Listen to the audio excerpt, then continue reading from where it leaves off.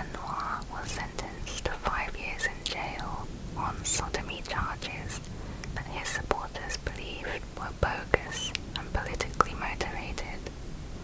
Godfrey believes that the pilot may have attempted to negotiate and was released during the 22 minutes of circling.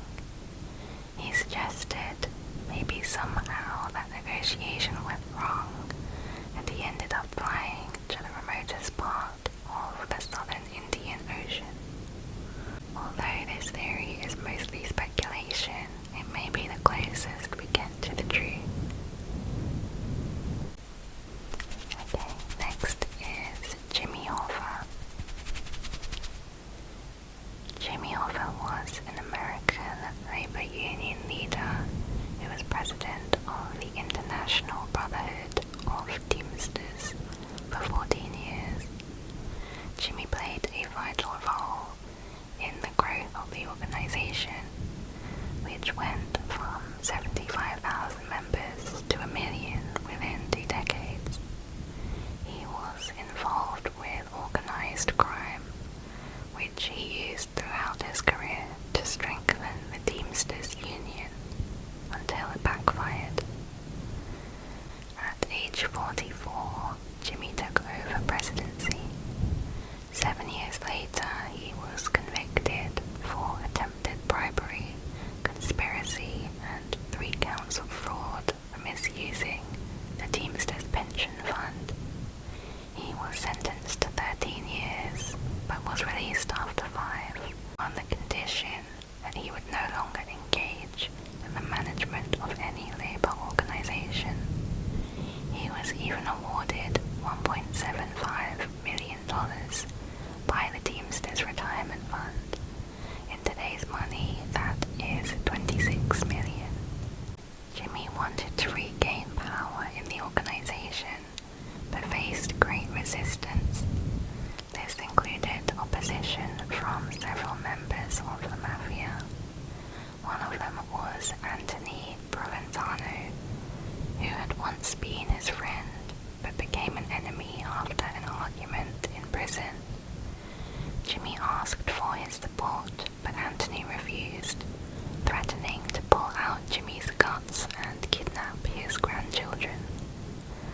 At least 2 of Anthony's union opponents had been murdered, and others who had spoken against him were assaulted. Other mafia members who became involved were the 𝐦𝐤𝐿𝐬𝐬𝐬𝐬𝐿 brothers, Tony and Vito, who had made 3 visits to Jimmy's home.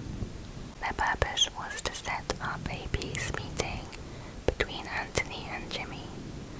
Jimmy's son, James, said, "Dad was pushing so hard to get back in office. I was afraid that the mob would do something about it." James was convinced that this peace meeting was a pretext for them setting him up for a hit, since Jimmy had been increasingly uneasy each time the 𝐦𝐤𝐿𝐬𝐬𝐬𝐿 brothers arrived. On July 30th, 1975, Jimmy went out to a meeting with the brothers, scheduled for 2 p.m. at the Mattress Red Fox restaurant. He left his home at 1:15 p.m. and stopped at the office of his close friend Louis Lindow, but he was out for lunch. Louis had also become Jimmy's secretary and arranged a previous dinner meeting with the 𝐦𝐤𝐿𝐬𝐬𝐬𝐿 brothers 4 days before.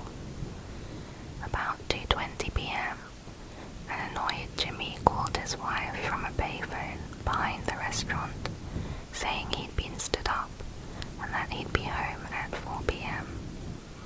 Witnesses saw Jimmy standing by his car in the parking lot.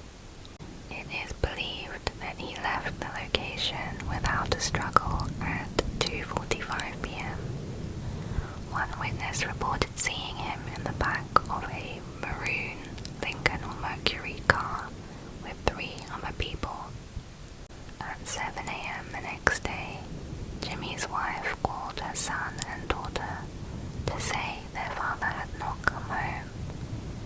Louis went to the restaurant and found Jimmy's unlocked car in the parking lot. A maroon 1975 Mercury, which belonged to Tony 𝐦𝐤𝐿𝐸's son, was brought in as evidence. Police dogs identified Jimmy's scent inside the car. It had been borrowed earlier that day by Charles O'Brien to deliver fish. Charles was Jimmy's foster son, but their relationship had soured in previous years. It's believed he was involved in Jimmy's disappearance. Anthony and the 𝐦𝐤𝐿𝐸 brothers denied having scheduled the meeting, the details of which Jimmy had written on his office calendar.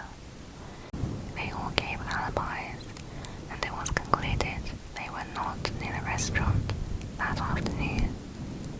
After extensive surveillance and bugging, investigators found that the mafia members who they thought were involved would not talk about Jimmy's disappearance, even in private. A witness identified 3 men who were close associates of Anthony Provenzano, but no one has been charged. The lead FBI agent said, "I am comfortable I know who did it, but it's never going to be prosecuted because we would have to divulge informants and confidential sources." The next case is of Dorothy Arnold. Dorothy Arnold was a socialite and heiress of a wealthy Manhattan family. On December 2nd, 1910, she disappeared at age 25 after leaving the family home to go shopping. That morning, Dorothy informed her mother that she intended to go buy a dress to wear for her younger sister Marjorie's upcoming debutante party. Her mother offered to go with her, but Dorothy declined, saying she would call if she found a suitable dress, and left around 11 a.m. She had $30 cash with her, which today is $850. Dorothy walked to the Park and Tilford store, where she bought a box of chocolates around midday. She then walked 22 blocks south to Brentano's bookstore, where she purchased a book. The clerk who served Dorothy said she was courteous and did not exhibit any unusual behavior. Outside the bookstore, Dorothy ran into her friend Gladys King. They spoke briefly, and Dorothy seemed to be in good spirits. Dorothy said she was going to walk home through Central Park. Gladys last saw Dorothy on 27th Street just before 2 p.m. There were no published reports of her having shopped for the intended dress.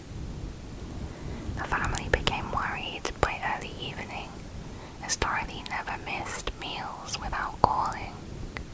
They began phoning her friends, but no one had seen her. The family did not report Dorothy's disappearance to the police for weeks.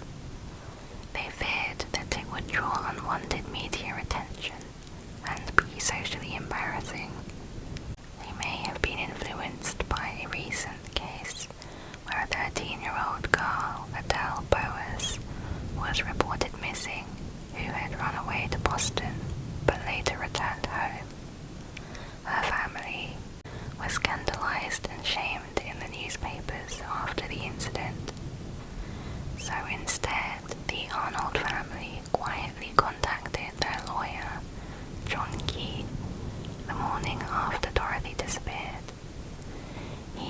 searched her bedroom.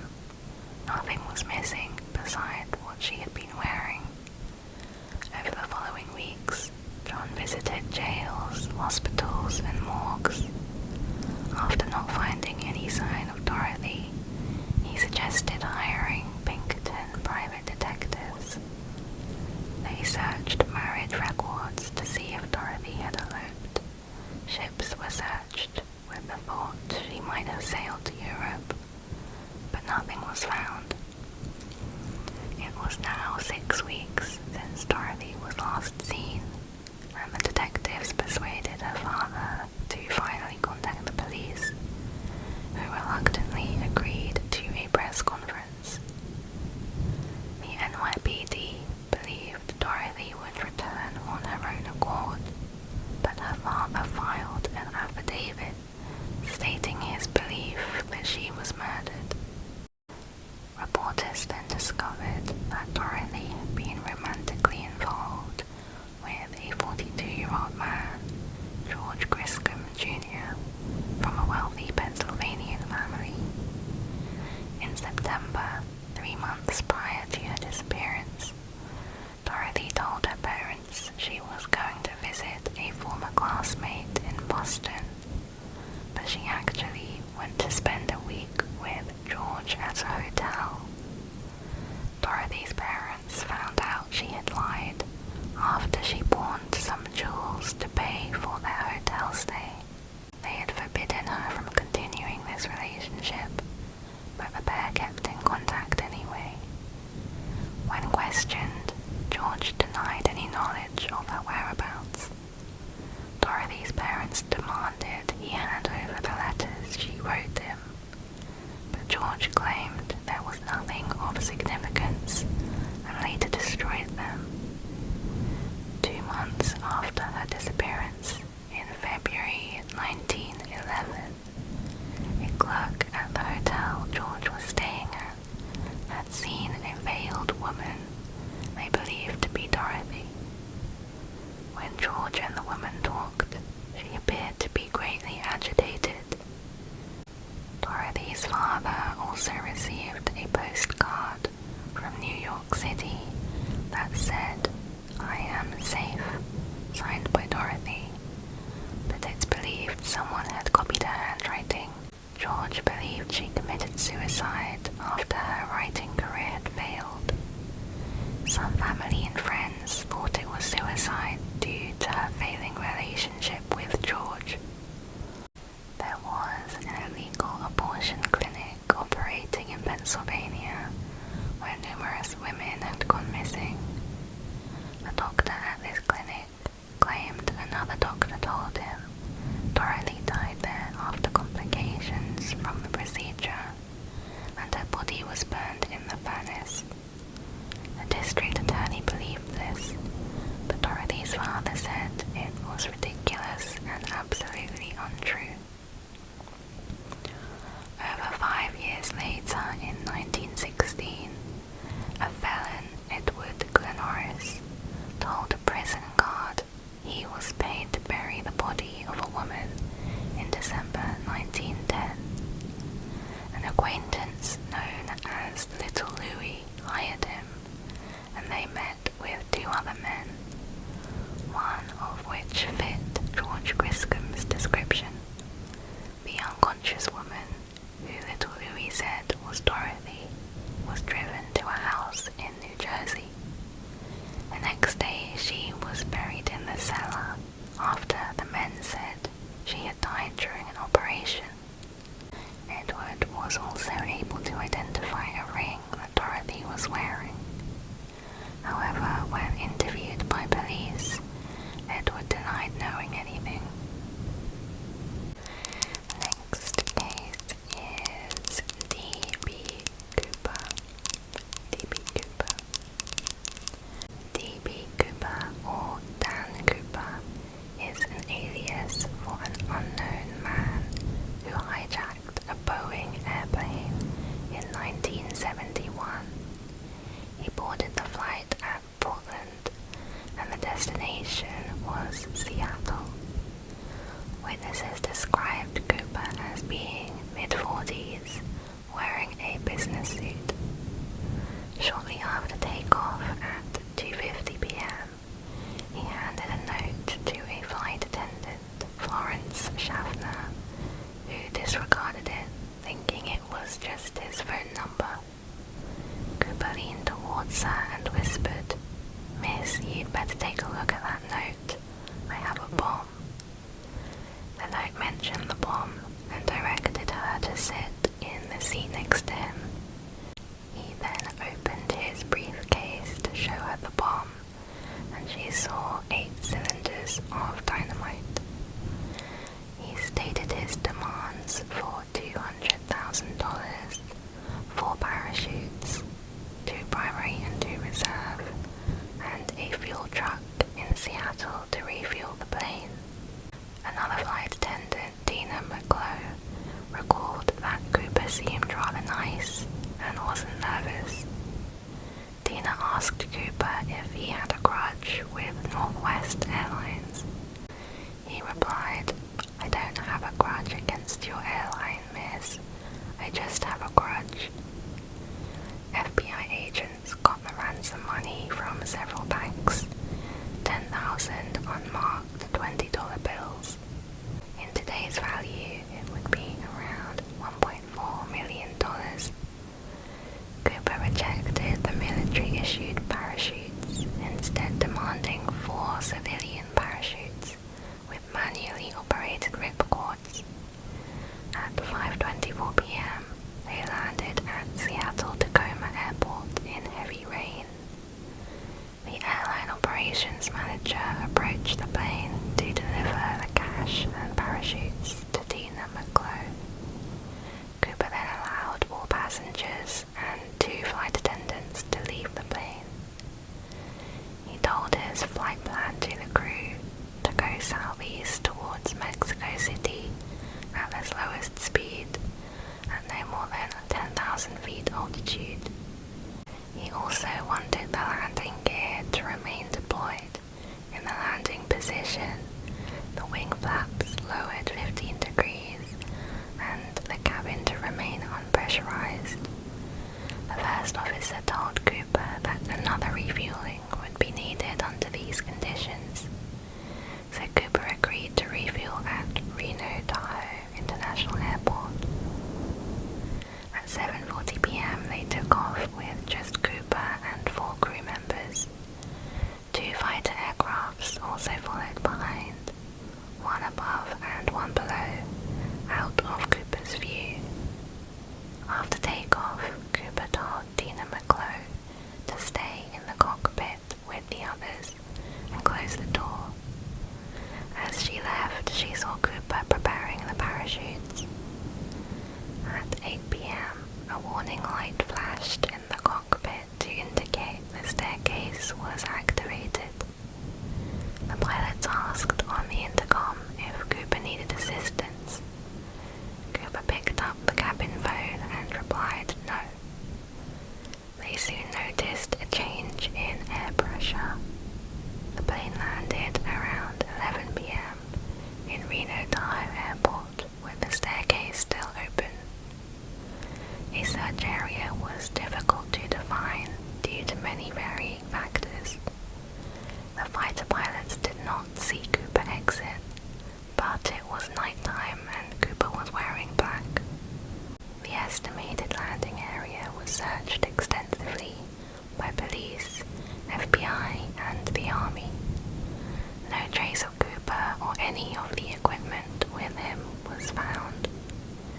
Later analysis showed the landing zone was inaccurate and was more south than they had searched, but it was likely too late to find any evidence due to the 1980 eruption of Mount St. Helens. 1 month later, the FBI sent the ransom serial numbers to banks, casinos, racetracks, law enforcement agencies around the world, and eventually to the public, but no genuine bills were found. 7 years later, an 8-year-old boy discovered 3 packets of the ransom money by the Columbia River after digging in the sand. The bills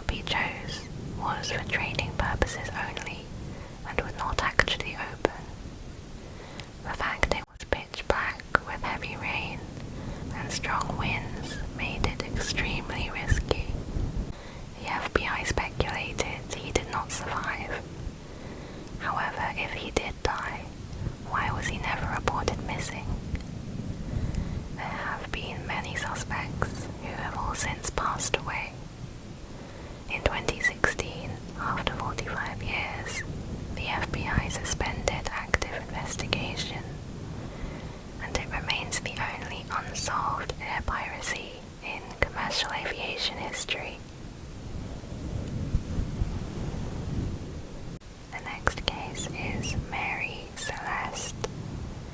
In December 1872, an American merchant ship named Mary Celeste was found drifting in the Atlantic Ocean. There was nobody on board and no sign of a struggle. None of those who had been on board were ever seen or heard from again. The cargo was 1,700 barrels of denatured alcohol, which was undisturbed, as well as the captain's and crew's personal belongings, and plenty of food in the storage. The missing crew included Captain Benjamin Briggs, his wife and youngest child, plus 7 crew members. The crew were all highly respected and experienced sailors, handpicked by the captain. 1 month before, on November 7th, they departed from New York City and were headed for Genoa, Italy. Another ship named 𝐦𝐤𝐝𝐿 followed the same route 8 days later and found the deserted Mary Celeste on December 4th. The sails were partly set and the lifeboat was missing. There was about 1 meter of water in the hold, which is a large but not threatening amount for a ship of this size. In the ship's daily log, the final entry was dated 9 days before. The coordinates given were 400 miles away from where it was found. Although disheveled, the ship was working perfectly fine, and there was no apparent reason why the crew would abandon it. Some had suspected it was an attempted insurance fraud, but this was disregarded with no evidence. An attack by pirates was very unlikely, since nothing was stolen and there was no sign of violence. Another theory is they incorrectly measured the amount of water that had accumulated inside due to a malfunction with equipment, believing the ship had taken on too much water and was going to sink. Experts generally agree that some extraordinary and alarming circumstance must have occurred. Several times in the daily log, it mentions rumbling and small explosions from the hold. Cargoes of petroleum naturally give off explosive gas, and these sounds are common. The theory is there was a more intense explosion when a sailor went below deck with a light or a lit cigar. In a panic, they all withdrew into the lifeboat. A similar theory says there may have been an earthquake on the seabed, causing the captain to believe the cargo was in danger of exploding. But some mention how illogical it would be even if there was an explosion. The chances of survival were still much higher on the ship than in the tiny lifeboat. These would not be the actions of a highly experienced captain like Benjamin Briggs. The lack of damage to the cargo and ship also weakens these theories. Next is Benjamin Bathurst. Benjamin Bathurst was a British diplomat who disappeared in November 1809 at the age of 25 during the Napoleonic Wars.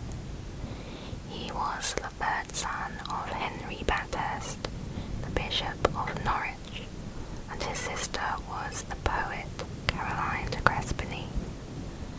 In 1809, Benjamin was sent to Vienna as an envoy to help mend the alliance between the UK and Austria. But soon after, the Austrians were forced to abandon Vienna to the French army. Benjamin was recalled to London and decided the safest route was to travel north and take a ship from Hamburg.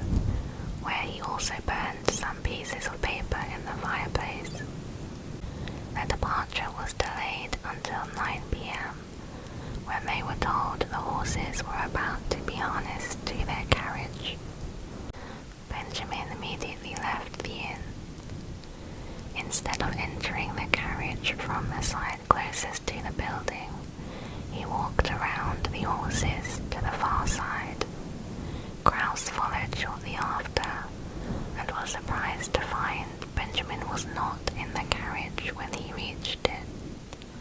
Grouse and some local men searched the area for an hour, but he was nowhere to be found. At the time, murders and robberies were so common that the loss of one traveller was barely noticed. The disappearance did not reach England for weeks until Grouse managed to return. The village and nearby river was searched by authorities. 2 days later, on November 27, Benjamin's expensive fur coat was found in an outhouse owned by a family named Schmidt. August Schmidt had been working at the White Swan Inn the night Benjamin disappeared.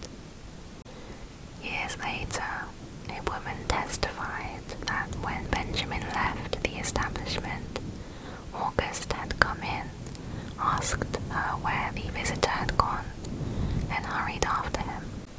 He may have been involved with the disappearance, although some think that Benjamin forgot his coat in a hurry to leave, and Schmidt took it after he vanished. On December 16th, 2 old women scavenging in the woods came across his pantaloons 3 miles from Pearlberg. Benjamin's wife, Philida, had the whole town searched using trained dogs, but her efforts were to no avail. She then travelled to Berlin and then Paris to see Napoleon himself, hoping to obtain information of her husband's fate.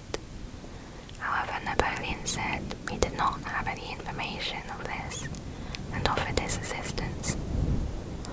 Over 40 years later, during the demolition of a house in Pearlberg near the White Swan Inn, a skeleton was discovered under the stable.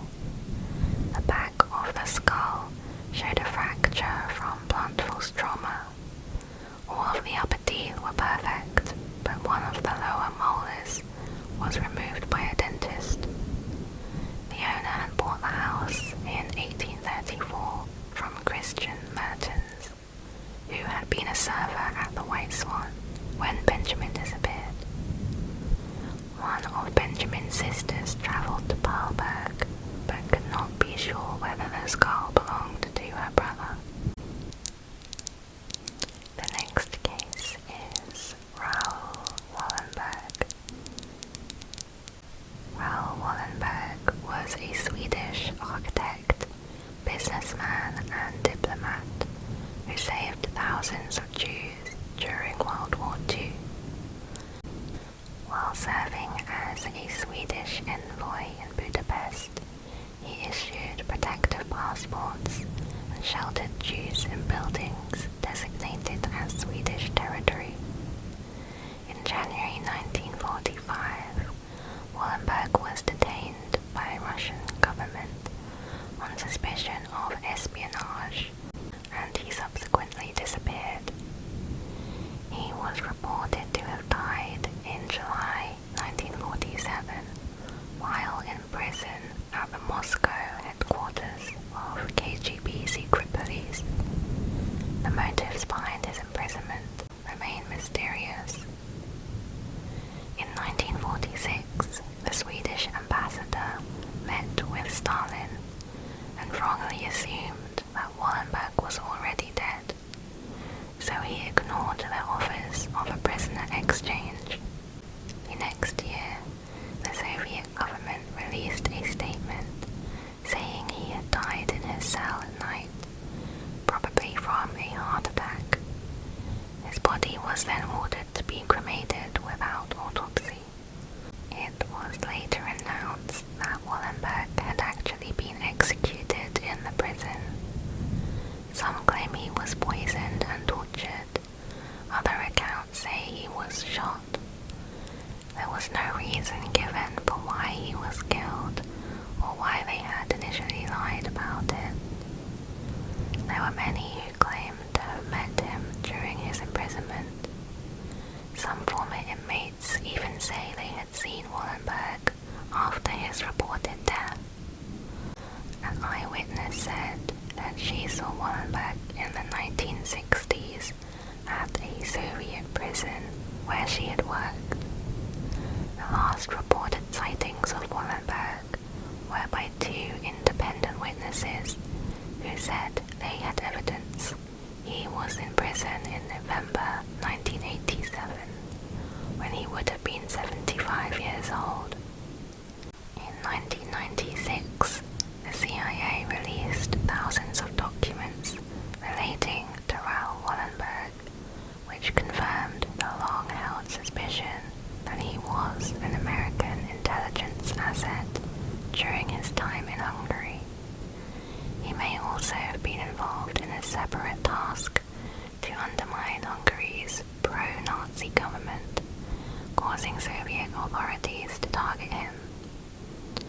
The Wallenberg family successfully sued the Soviet Union over his disappearance for $39 million. However, the Soviet Union ignored the suit and did not pay any of the damages awarded by the judge. They also did not offer any information into his disappearance. The next case is Eilean Mor Island. On the 26th of December 1900, a small ship was making its way to the Flannan Islands. Its destination was the lighthouse at Eilean Mor, a remote Scottish island which was completely uninhabited, apart from the 3 lighthouse keepers. The captain of the ship was surprised not to see anyone on arrival, so he blew his horn and sent up a warning flare to attract attention. There was no response. Also on the ship was Joseph Moore, who had come to replace one of the lighthouse keepers for his shift. Joseph then rowed to shore and walked up to the lighthouse. He reported feeling an overwhelming sense of foreboding on his walk up to the top of the cliff. Once at the lighthouse, he noticed something was immediately wrong. The door to the lighthouse was unlocked, and in the entrance hall, 2 of the 3 coats were missing. In the bitter cold winter, one of the lighthouse keepers had gone outside without his coat. Furthermore, all 3 had left their posts at the same time, which rules and regulations strictly prohibited. Joseph continued onto the kitchen area, where he found half-eaten food and an overturned chair, almost as if someone had jumped up from their seat in a hurry. The clocks were stopped and not rewound. This and other clues suggested a week might have passed since they left. He searched the rest of the lighthouse, but found no sign of the keepers. He ran back to the ship to inform Captain Harvey, who then ordered a search of the islands for the missing men. No one was found. Harvey quickly sent a telegram to the mainland informing them of the missing men. A few days later, Robert Moyerhead, who recruited all 3 men personally, went to the island to investigate. The lighthouse's daily logbook was found with unusual entries. On the 12th of December, Thomas Marshall, the second assistant, wrote of severe winds, the likes of which I have never seen before in 20 years. He also noticed that James Ducat, the principal keeper, had been very quiet, and that the third assistant, William MacArthur, had been crying. William was a seasoned mariner and known as a tough fighter, so why would he be crying about a storm? On the 13th of December, it stated the storm was still raging, and all 3 men had been praying.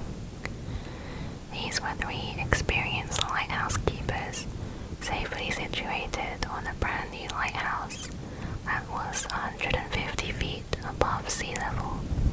They should have been perfectly safe with no reason to worry.